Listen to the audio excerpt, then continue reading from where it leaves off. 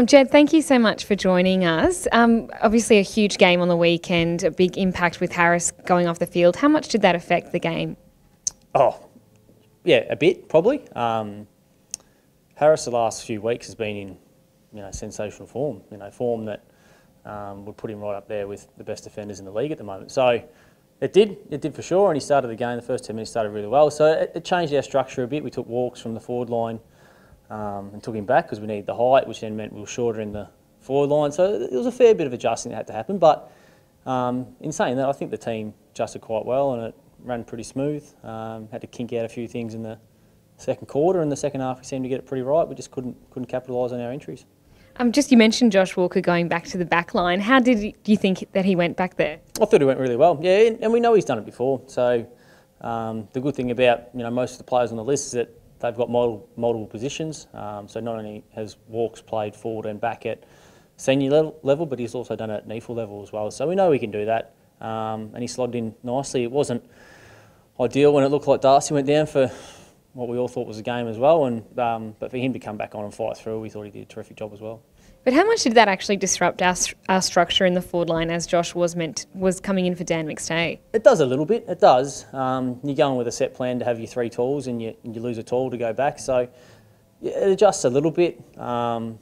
It shouldn't change a great deal because we played the first 6 weeks with two tools. So, and in saying that, you play quarters with two tools because there's a tool on the bench at times. So it doesn't really change a lot. It probably just meant we had to adjust a little bit. They were very tall. So they brought in Finlayson and dropped Perryman for the game, who are small and tall. So they were tall on the taller side, but it didn't. It shouldn't have changed too much. We probably didn't adjust quick enough, and some of our entries coming in 50 weren't quite right, which played into their hands a little bit. You just mentioned the entries into the 50. We had 59 for the afternoon. What do you think can be improved on before we head into Freo this weekend? Oh, I think it's a bit of everything. I think it's the kick, it's the decision. The patterns that the forwards are running. There's a bit of everything. In saying that, we're doing, some of the ball movement was very, very good. We just, unfortunately, right at the end, we just broke down a little bit. So, we'll focus on that this week. So, but we know in past games that, some of our forward entry stuff's been really, really elite. Just on the weekend against a really good defence, we just, couldn't quite finish the play. Luke Hodge kicked his first goal for us this weekend. Could we see him in the forward line and Optus Stadium this weekend? Probably not. It was his first goal. He missed one the game before. The game before. It was nice, yeah, and it's always good to see Hodge get down there, kick his first goal for his new club. But he was so important for us down back, especially when you lose Harris and Darcy for a tiny bit. He was instrumental in help set us up. Intercept possessions. Played really tough and played taller and bigger than what he probably is. So, and really helped set the ball movement up from back half, which. On the day was really, really good. We just couldn't quite finish, as we said. So we've got Freo in Perth at the new Optus Stadium. Do you sort of change tactics at a new ground? Oh, you'd hope not. It's a little bit different. Subi, you had to change a tiny bit because it was so much bigger or so much longer.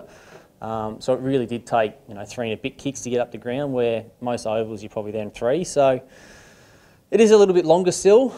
Do you change much? Probably not. The one thing that we've tried to do this year, and one thing that's been a real positive for us, is that we've played the way we've wanted to play, and we focus on ourselves. And we know if we can get our style and our game right, then we're a pretty good team.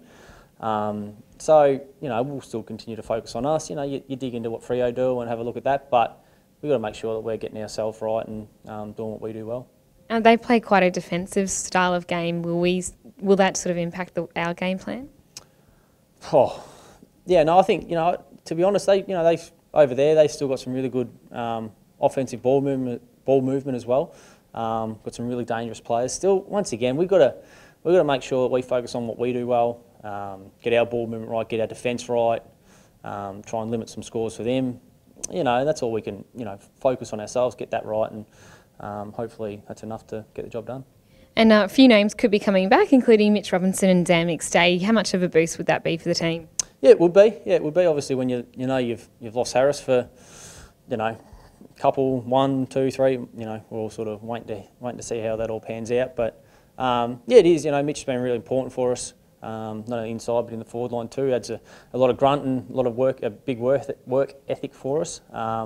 And Dan, playing majority forward this year has been a really good, connector for us, but also a really big target for us inside the forward line.